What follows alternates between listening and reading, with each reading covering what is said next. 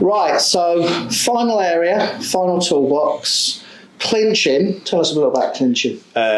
It does take its toll on your neck, especially if you've got someone really strong when they're ragging your head down, your neck's getting twisted in different positions. If you're fighting against it as well, there's a lot of wear and tear that goes on there. Yeah, and I know from sort of my own experience and treating some of you guys that necks, when you get into your sort of 30s, the constant battering that those necks are taking from clinching really does take its toll. Yeah.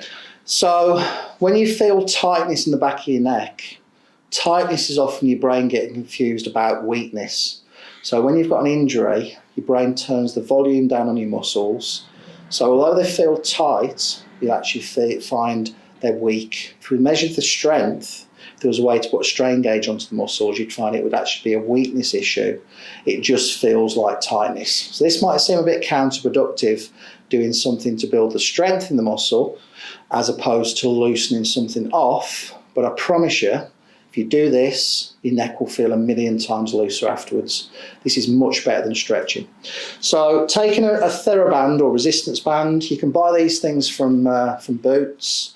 Physios give these out for free. So you could go and see a physio for some benign injury, and the physio would give you some TheraBand to do your external rotation exercises.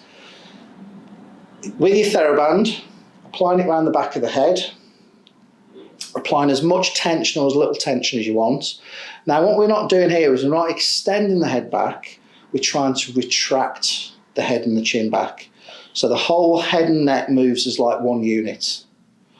That's it. Now, what we're going to do here is we're going to do repetitions. So I would say starting off with a reasonable amount of resistance for about 10 or 12 repetitions and about 2 sets.